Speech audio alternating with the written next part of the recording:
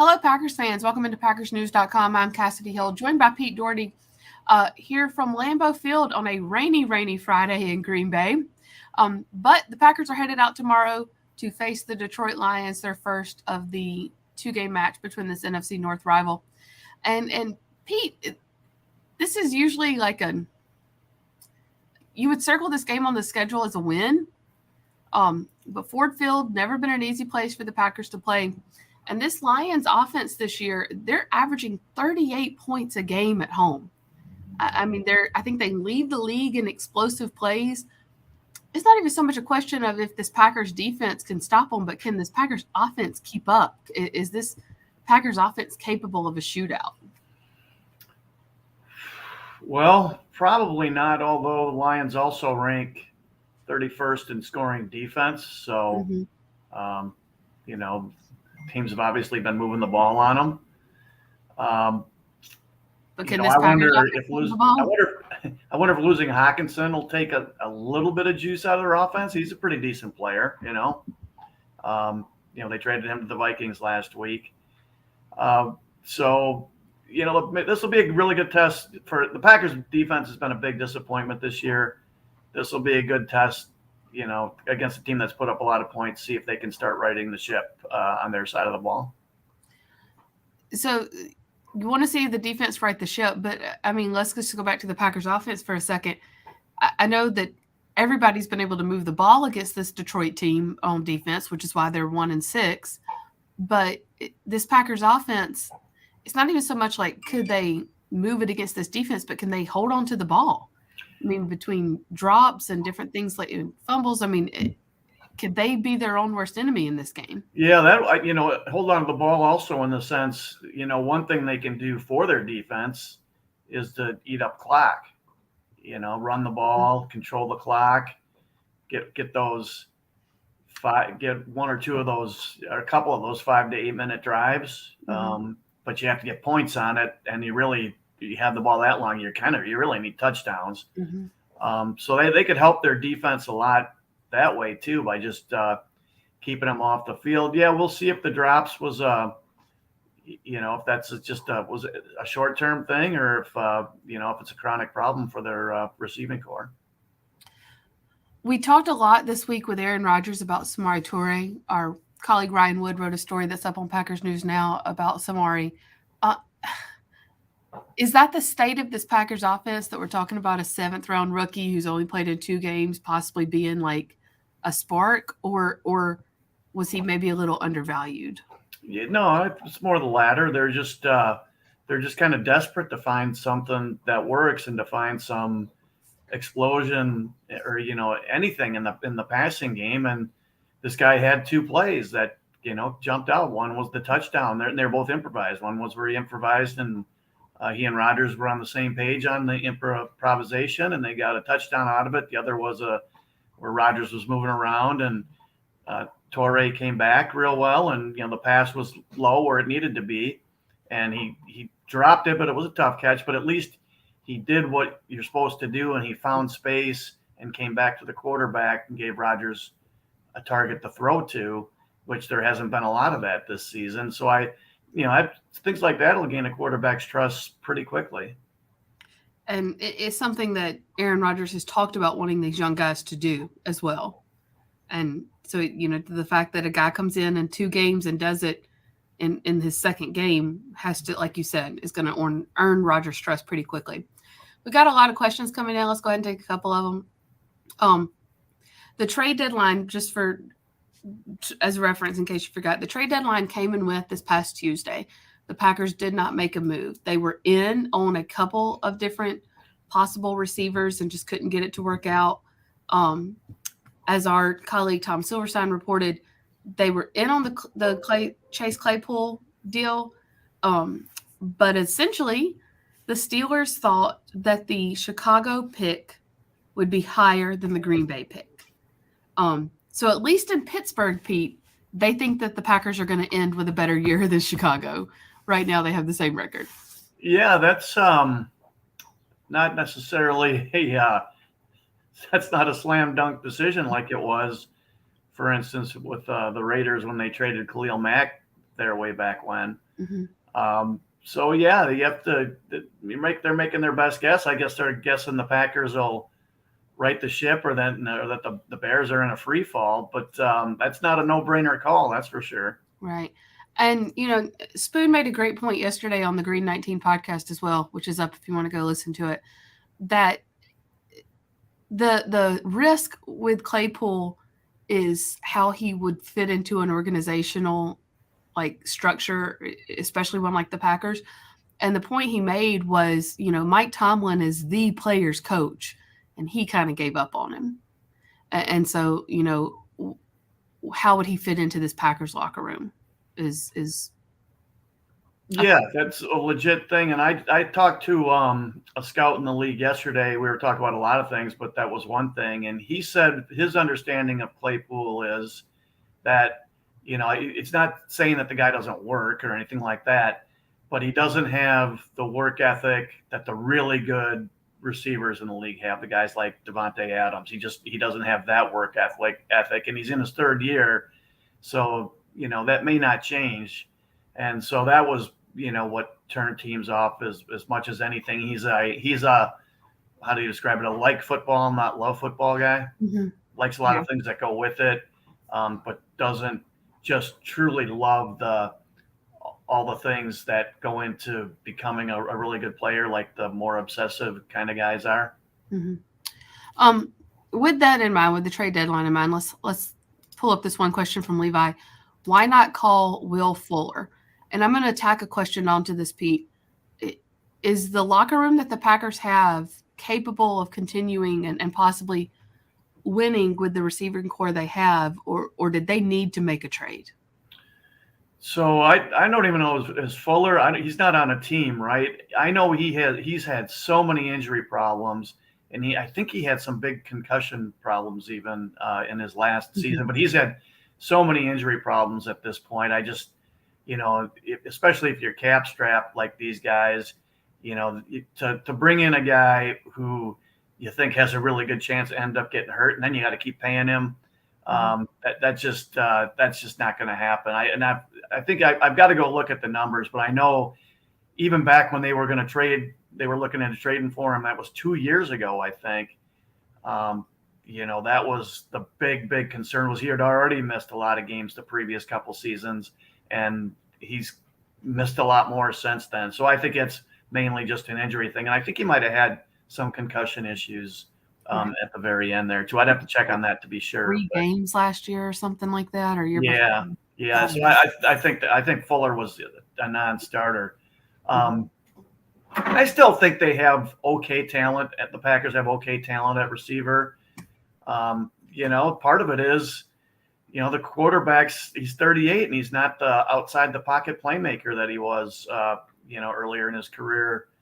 Either. So that's affected things. I think Romeo Doubs is a really talented guy, and Lazard's okay. And what's killing them is Christian Watson. They put so much into Christian Watson, 2 second-round picks to move up to get him, and he's been hurt almost the whole time since training camp started.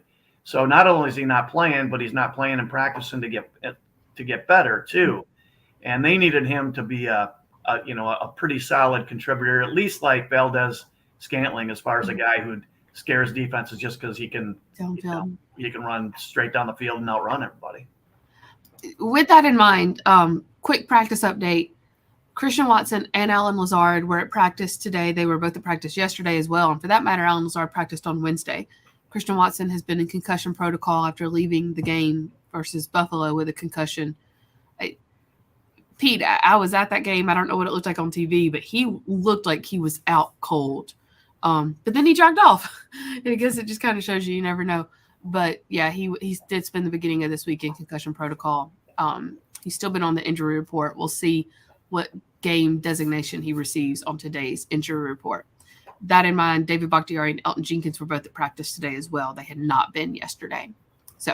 But as LaFleur said as well, Bakhtiari and Jenkins are a very fluid situation. At this point for the rest of the season, you're not going to know until the game starts if they're playing.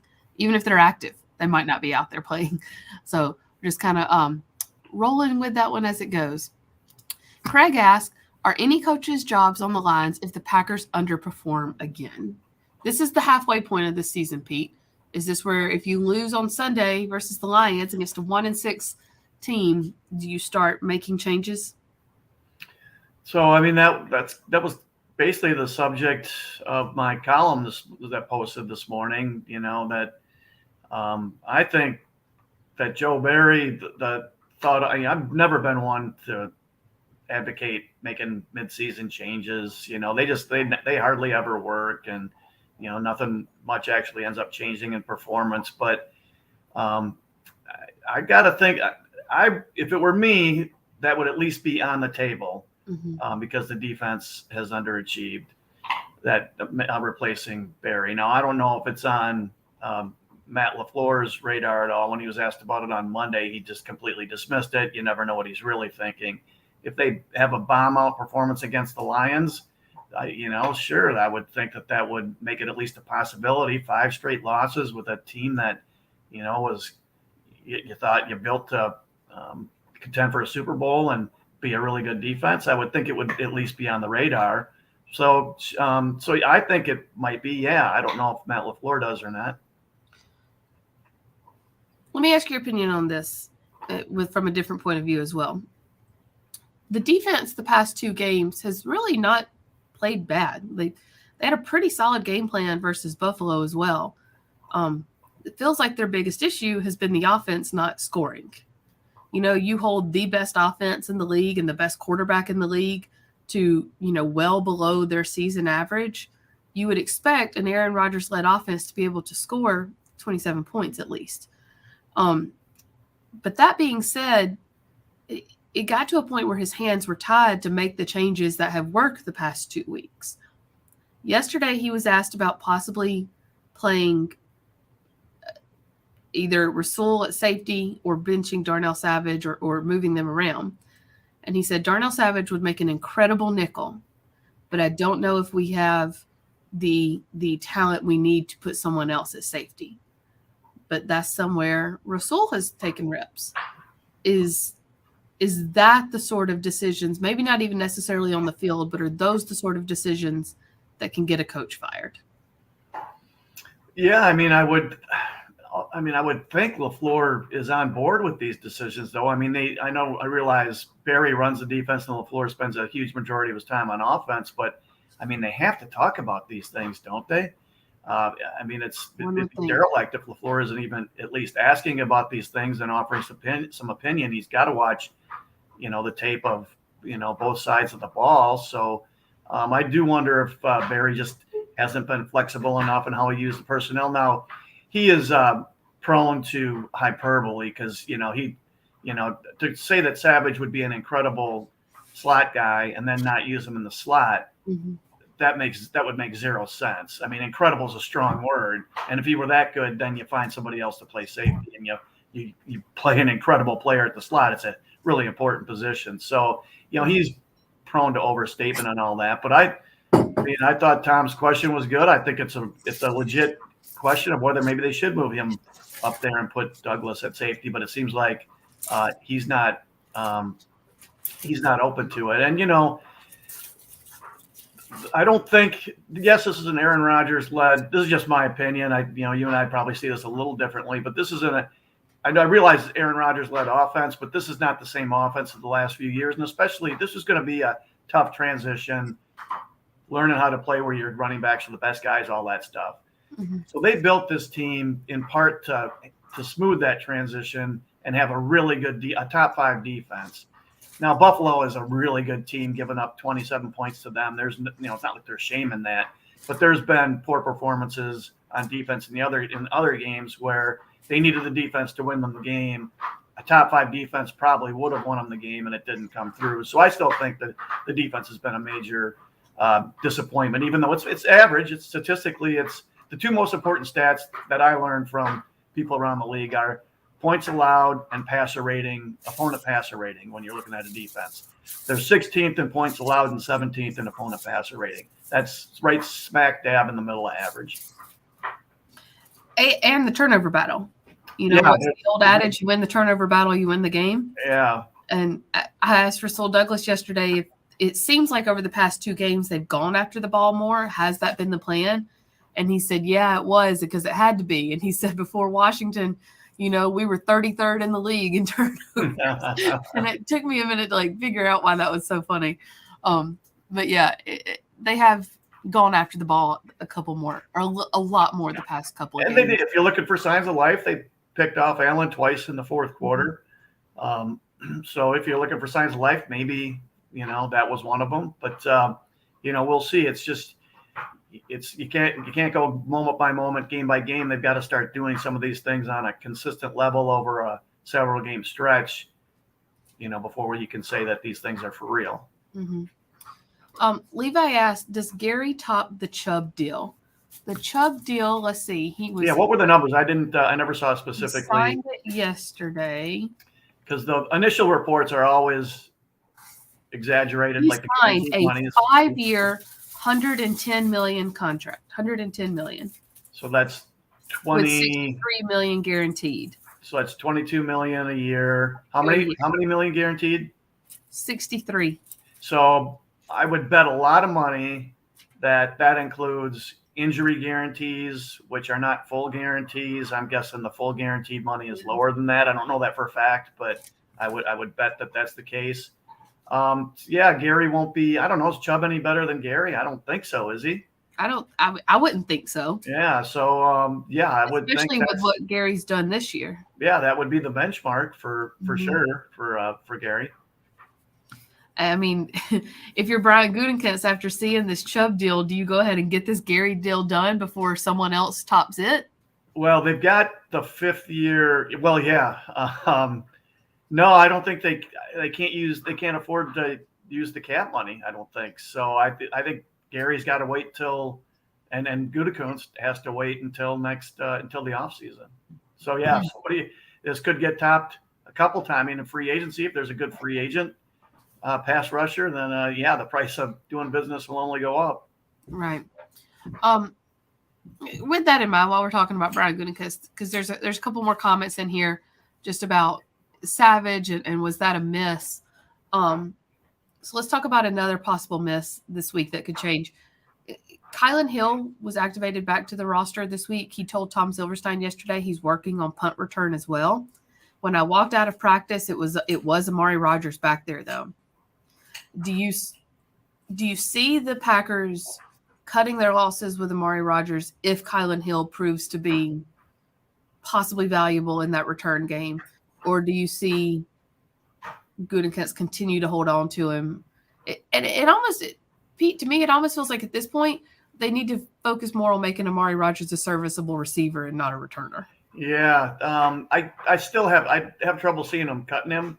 Just because they've had, with all the injuries they had, at least he knows the offense, and they put him out. He had that huge drop a couple games ago, but he knows the offense. They put him on the field, and it hasn't been a disaster when they've had to play him. But I'm sure Kylan Hill was a good kickoff returner before he got hurt. The thing that always stands out to me is in that comeback win at San Francisco early last season. A huge part of that was there was only 50 seconds left, something like that, when the Packers. Yeah, I think. Yeah, and the 49ers kicked it into the end zone for the touchback, and that saved the Packers really, really precious seconds because they're kicking that winning field goal, as the clock's running out, and completing that pass with just barely enough time to spike it, to set that up. And I read the next day from their coach's comments that they didn't want to kick the ball to Kylan Hill because he'd had a couple really good returns in the games before that. That's just the value of those. This can be small things. So yeah, getting him, he could definitely provide an upgrade in the return game, depending on how sharp and how far along he is in the recovery. There are still, just because you can play doesn't mean when you first come back you're the player you were before. That can take a little while. But do you bench Keyshawn Nixon at kickoff return, who has shown some decent burst and decision making? Yeah, that's not Rodgers doing that. That's true. I wouldn't, and I wouldn't think, I'd be a little surprised if Hill just gets activated this week and they put it right, because was this the first week he's practiced? No, he's been practicing in that 21-day window. Okay, so that helps him. But Man, I would think they'd want to put him out there maybe on some cover teams before, just to break him in before having him doing any returning. I don't know if he's done any punt returning in college. He's never done punt return before. So however, as a junior at Mississippi State, this is just my opinion. You may feel differently. Like, receiver can translate a little more on kickoff return. Running back can translate better to punt return. And as a junior at Mississippi State, Kylan Hill had over 1,300 yards just on the ground. Oh, he was an incredible running back. He's the Team Conference in that league, where against the Alabama backs and all those Auburn and all those other guys. So he's a very talented guy. It's just you got to be able to really trust him, catch it, because catching punts is hard. And with the kickoff, at least if you muff it, you could still down it in the end zone or whatever. You drop a punt, that's anybody's ball. So, Amari Rogers has dropped several at this point. Oh, he has. But you're right. I mean, 6 of one, half does the other, maybe. But I just don't know to what degree they trust the guy, because we're not in practice to see him catching punts, so we don't know how he's doing. Right. Couple more here before we sign off. Levi says, I miss Z and Billy Turner. I think Goot moved on from the wrong guys. Agree or disagree?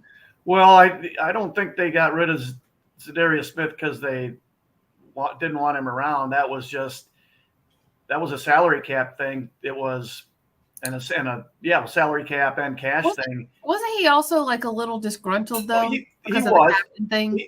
He for sure was, but I think look at how the pass rush, when he came back in that playoff game, their pass rush was really good that game. Like, he added, having him and Gary in the same pass rush with Gary on the rise, that was really good. It's that Zadarius was just very expensive, and Preston Smith was less expensive, not as good, but they made the determination that they needed to save some money, and it was that the better move was to keep Preston Smith at a cheaper rate so they could, amongst other things, sign guys like Douglas and Campbell, rather than pay Zadarius all that money too. So that was a big part of that factor. Along with that, he was, disgruntled, and he probably wanted a contract extension, and they didn't. They were wary of, because of his back injury. There's a real risk there that those things never go away. So there was a risk of, if they give him a big contract extension, just like Brian Bulaga and other guys, a year down the road, that back could be a huge problem. Speaking of Devondre, real quick, you said his name, so it reminded me. He was not at practice today. He and Shamar John Charles were the only active players not there. Unlikely that we see him play on Sunday. And Joe Barry said that if that is the case, Quay Walker will probably wear the green dot. Isaiah McDuffie wore it during the Buffalo game after Walker was ejected and Campbell was hurt. Do you trust a rookie with that job, Pete? Yeah, I'd be tempted to give it to Amos. I don't know. Not my call. So I'd be tempted to do that. But I guess he did it because he had Walker doing it in camp at times. That was basically the explanation. I think he did it at Georgia, but still, that's not the same thing. Yeah. So yeah, it's just one more little thing where there could be, some miscommunication issues. Because there's been times too where Quay has bit on the wrong thing, but do you think that factors into his play calling? To him relaying the plays. I'm sorry, I said that. Yeah, wrong. It's probably two separate things, reacting on the field and just being able to relay a call. Probably different, but like I said, I don't know about you, but I'd have been tempted to give it to Amos if I were them. Yeah. Last thing, Randy said he hopes that Rogers' thumb is feeling well. Rogers practiced on Wednesday, and it's the first time he's practiced on Wednesday, I think in like 3 or 4 weeks. He had been using Wednesdays to rehab his thumb. So seeing him out there on Wednesday, probably a good sign for this Packers offense if that thumb is coming along. That being said, Pete, knowing what this Lions offense can do, if you're the Packers, do you go out on Sunday and still try to ride Aaron Jones and eat up time of possession, or do you try to hit some of those explosive plays early on? Oh, I try to keep the Lions offense off the field, so I'm running the ball as long as it's working.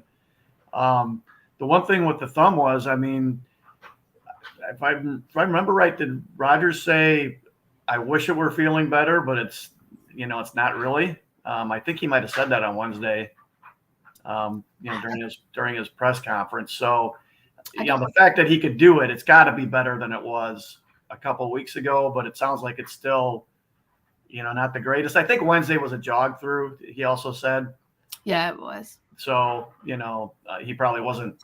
It wasn't real demanding on his thumb. Mm-hmm. I'm sure he's looking forward to the Thursday night game and then getting, like 5 days or 6 days off where he can just rehab it and not have to do anything that would bother it. Kind of get some extra. It's basically the mini bye. Yeah. Maybe that'll help, get him closer to getting over the hump. Me and him both. We're all looking forward to it. Yes, we sure are. Yeah. In the meantime, first, though, we have one more road trip before a little bit of a break and a homestand here in Green Bay. You and I and Spoon will all be in Green Bay this weekend. In Detroit. We may be in Green Bay if this wind doesn't let us take off. We'll have to find out tomorrow. But we'll be in Detroit to cover the game for you guys. Now we'll have our post-game Facebook Live, right? There from Ford Field. We sure will. Yeah, and then make sure to follow Spoon's live blog before and during the game as well, and we'll keep you up with full coverage from Detroit. Pete, thank you as always.